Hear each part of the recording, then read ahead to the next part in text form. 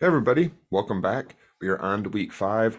This is a bit of a lighter content week. You're actually going to watch two videos, one of which is a Star Trek The Next Generation lecture where I'm trying to get at some under the surface language concepts and how often, even if you know the actual language someone is speaking, depending on cultural histories, you still might encounter a lot of communication issues. And the other is a TED Talk, and you're going to read a short article. So we're not going deep on the theory-based articles this week, and that's because you've got this first big assignment due. So make sure that before you watch this lecture, you've completed the 3 assignments, the 2 videos and the reading, and then also that you've read your social media project, which is due right around the corner, and I want to spend the majority of this class period talking about. So let me share a screen with you. I want to start with just a basic review. I've shared something very much like this in a couple of the other lectures so far of where we're at in the class. This list of terms, theories, frameworks for cultures that we've already established as a group. And I want to right off the bat remind us that these are college level papers you're getting ready to turn in. You're welcome to do an alternative format. I'll hit on that again in just a second. But while you're looking at this list of terms in front of you, remember that number one, college level academic papers include actual theories from authors. And then number two, probably far more important, in academia, anytime you use a theory, a concept, a quote, an idea that is not yours, you have to tell your reader where it came from. So this is going to be a practice in note-taking, in going back to your notes and figuring out where the theories were, and in citation. So citation is a big part of this project. Make sure you don't turn in a paper without a citation section. I'm not going to be real strict on the format of the citations if you've got a period in the wrong spot or something, but papers with no citation sections don't get A's. So make sure you at least take the time to put citations in text and put a citation section at the bottom.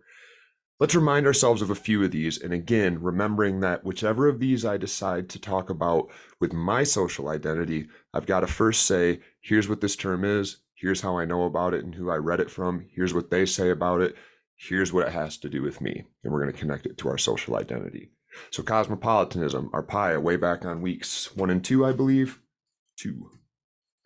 This idea that when we travel abroad or visit new cultures, we would do best to have an attitude where we expect the unexpected and we take everything with a grain of salt. We don't assume that we know what anything means when it surprises us. That would give us a better ability to sort of ride the waves of cultural upheaval or of culture shock. Cycle of socialization. This was Bobby Harrow. Also, Martin and Nakayama talked about it, but Bobby Harrow's who gave us the actual cycle. Again, you're going to need to go deeper than what I'm offering here for your papers, but this will remind you exactly where to go look for these theories. And a reminder, Harrow was just explaining how we're all born into a world with an identity that's given to us by our support network, and we really don't question it at all. And then we go through this cycle where we get out in the world and we encounter challenges to those identities. We tell a joke we've told 1,000 times before to our parents and they thought was funny, and we get a reaction when somebody says that's racist or something like that. And then we adjust our behavior in the world based on those pressures, the cycle of socialization. Gary Weaver reminded us that we don't so much live in a melting pot in the United States as we do a salad bowl, this metaphor that gives us a better way to understand cultural radio stations, cultural restaurants, cultural rituals and gatherings, and how they are often right next to each other, but we do sort of segment those things still in the United States. Beverly Tatum, this is huge. I think 90% of the people that write papers for me in this class mention dominant versus subordinate groups. Remember, Tatum told us that any culture is going to have people that have had the most power for the longest, and because of that, they've constructed cultural institutions to make their life easier. And we use the example of vegetarians living in an area, building houses, building infrastructure, and then coming together and saying, we want some restaurants. What sorts of restaurants should we build? They would build vegetarian restaurants, and they wouldn't even notice until an out-of-towner showed up, and then that out-of-towner who eats meat might naturally feel uncomfortable or almost like living their life is a little difficult. They don't know how to find basic resources they need to survive. They've got to adapt and sort of fit in. So dominant would just be a group that isn't necessarily bad, but that culturally seems to have the ability to navigate culture better because of things that they didn't choose. They were just born with them, whereas subordinate groups are those who find themselves feeling like they have to adapt. They have to melt into that pot, for lack of a better term. Martin and Nakayama, the term cultural building blocks and barriers, they're very related to the value orientations that Corns gave us the next week. And here's where I think, again, 100% of you will probably use multiple terms on this list at the bottom. Is your culture collectivist versus individualist? What do those terms mean? Go to Corns and use his definition and cite Corns. Power distance. Did you grow up in a culture, a big C culture, the United States, where generally speaking, you can get close to people in power? Can you send your teachers a direct email? Can you say hi if you see them in the streets? Or is it so you would have a low power distance? Or do you have a high power distance where you're supposed to not make eye contact? You go through a teacher's assistant if you want to reach the teacher. High power distance means you stay a long way from your boss, away from your boss, and you respect them. Low power distance means you go out for beers with your boss after work. Again, Corns.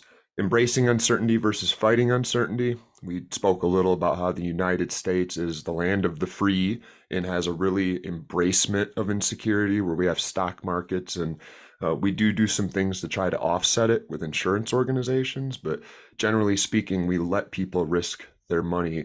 And this tracks back to our history, where in the United States, the original colonizers that showed up from England were literally on their own sometimes. It was a very individualistic culture. Drive to achieve versus quality of life, very related. Universalism versus particularism. We're seeing an ex-president in the legal system right now. We have this idea that it's universal. Everyone's treated the same in the United States, but it's easy to find examples of particularism where some people get to sort of still get caught in the system, but get slightly different rules. And communication style, high versus low context. Do you live in a culture where people are apt to say, yeah, and you're supposed to read a lot out of the context? It's high context. Or do you live in a culture where people are more apt to look at you and say, I don't like what you just said. I disagree with it completely. And you don't have to pay attention to the context at all. They give you every bit of what you need in their words.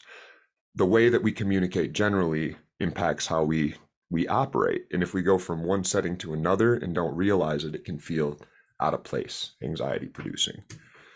Then, of course, this week we added language orientation. We didn't actually read the Martin and Nakayama article, but we did read these other ones. All right, so with that, we didn't do this part of the reading. I want to jump to what I was just talking about, our assignment that's due this week. And since we're already doing quite a bit of video watching, and you're already going to watch this partial lecture from me, this will be a relatively short lecture compared to normal weekly readings. Again, though, make sure you are completing the weekly assignments in this class on time, that you're doing the readings well enough and taking notes enough to cite them and use the theory later on in these papers, and that in these papers, you dig into those readings that you've been assigned throughout the semester. So compose an essay, make sure it's APA, MLA, or Chicago style, stick with whatever you start with. Really, I do want to emphasize the availability of alternative formats. Zines, podcast, videos like this one, where you might lay some graphics or some videos behind your voice that show what you're talking about. With one caveat, make sure you've clicked here and you've read what I mean by alternative format, and then that you reach out to me before you do the work to make sure that what you're trying to do aligns with what we're trying to do in this class. That said, assuming many of you will just do the regular old paper, your prompt is down here at the bottom. What do you consider to be the most salient, the most important, the most obvious aspect of your social identity, and why? And right away, we've hit a term, social identity. So make sure you take the time, wink, wink, Tatum, Martin and Nakayama also talk about social identity, to explain what you mean by social identity before you go any further. Say, I'm going to talk about social identity, and here's how I think about social identity. And with that term, you should be able to find some theorists who have talked about what it is and why it's important. You're also welcome to use some of the content from these lectures where I have made the distinction between big capital C culture, which would be huge United States wide things that we have in common from C to C, say McDonald's and NASCAR and football every Sunday in the winter, And small C culture, things that might be different down in the South than they would be up north, things that might be different in California than they would be in Maine, right? Small C culture. And then beneath that is where we've really gotten to the level of social identity, your tight knit group. And all three of these will vary. There are things in your local, I grew up in the South, so it was different than the big country. We were more collectivist. We took care of each other. We were more polite. Big C culture might not be like that. In the South, it was, but then you also might have grown up in a social identity, say a family circle that wasn't close knit. And so, because of that, your social identity actually clashes with the small C Southern identity. They're very collectivist down there, and you tended to not ever be like that. And you notice that because of that, you were a subordinate identity. Because the norm was everybody was very friendly, they were collectivist, they were chummy, and when you got in that environment, because of your social identity, your family setting, you really struggled to make those connections. And that's exactly what we're looking for. Spaces in your life where you can expect to encounter anxiety producing situations when you travel abroad. So, social identity. Question 2. Where do these most salient aspects of your social identity come from? I just did this in the example, but you can think of how you're going to try to unpack why is it that I seem to be a little bit different than a lot of people in the United States? Why is it that I seem to be different even than a lot of the people in the state that I grew up in? And why is it that I feel like I have a lot in common with my close-knit social group? There are mannerisms and figures of speech and methods of communicating annoyance or anger that I can trace through me and see them in my mother and see them in my grandmother. What's up with that? You're going to try to get to why is my social identity different than what I might, or the same than what I might see in the cultures around me. That's your job. You're welcome to pick any identities you want of all the ones I just listed if you need to rewind this video. And there's plenty more we've talked about this semester already from different theorists. Anything that's been assigned and that you've read is fair game for this assignment.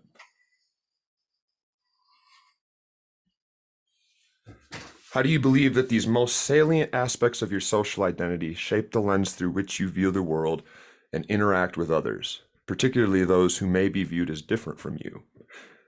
Again, you're going to take this and keep doing what I was doing, like knead the bread. You're going to say collectivism versus individualism. Here's how I'm different.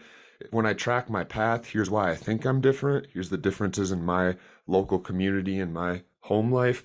And then when I think about how I interact with a culture where everybody's very collectivist, I think it might actually make me uncomfortable. And I'm glad I'm thinking about this because of that social identity I had, which was very collectivist, if I was somebody that grew up that way.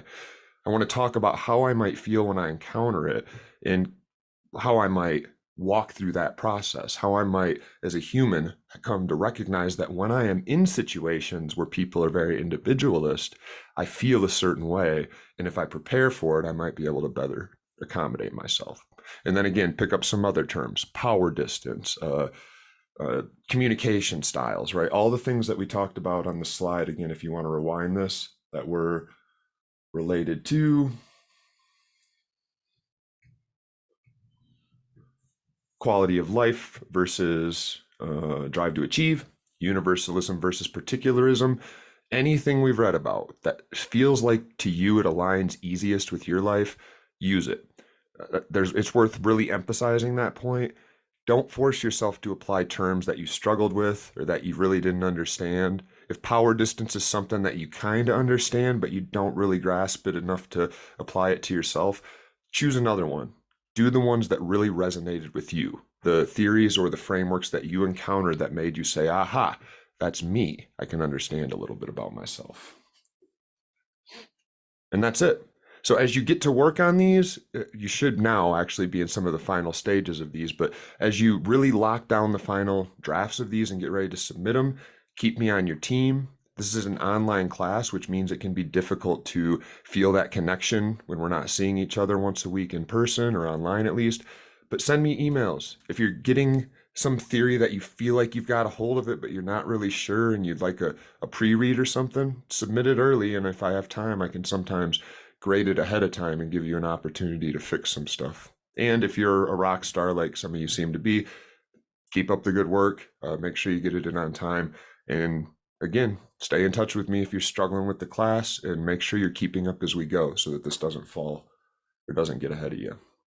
I'll see you next week. Make sure, same as next week, that you do the readings before you watch the videos and that you're taking notes, not only in case you need to exchange them for a quiz grade, which is still allowed, but also in case you encounter something you read about that you're going to put in part 2, which we'll start working on next week. And in fact, before we go, why don't we look at part 2, because it will be available when you watch this video. Part 2, this is looking ahead, so if you haven't done part 1 yet, don't freak out. But part 2 is actually a lot easier than part 1, and a lot of you will use some of what you use on part 1 to reevaluate part 2. In part 2, we're going to literally read a story that's about Sandra and her roommates in a new place she's visiting. And Sandra's going to encounter some cold shoulders. She's going to encounter some new roommates who she's meeting in a travel abroad who accidentally break something that she values. And when she expects them to act a certain way, to say, I'm so sorry that this gizmo that you had that you felt like was changing your life, I accidentally bumped it, and I'll do everything I can to make it right. She felt like that was the norm. And she didn't even really notice that she was expecting this. And so when she didn't get it, oh, it bugged her even more. She hadn't written about this in her social identity paper. And so she wasn't expecting to feel anxiety when she encountered a clash in culture, a culture shock. So you're going to read about this scenario. And then just like with part 1, you are going to literally take whichever terms from the entire quarter resonated with you best, whichever you understood the most, whichever you can go to the authors and say, here's what he means when he says particularism versus universalism, or when he says neutral versus emotional communication styles, and I see it right here. And you're going to apply those theories after you define and cite them. You're going to apply them to this story to try to make sense of it and to explain how Sandra could have prepared a little bit better for this situation.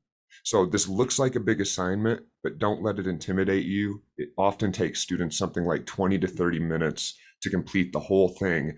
Once they finish reading it, thinking about it, taking notes, most of the time in these classes, they realize they've already got everything they need to write the paper ready to go in their notes. It's just a matter of transferring it over. So as you wrap up part 1 and you start the readings for part 2, especially in part 6, keep writing those notes down with an emphasis on what sorts of theories am I coming across that I could use for this second project, that I could use to explain why this intercultural conflict arose between Sandra and her new roommates. And with that, I really will let you go. I'll see y'all next week.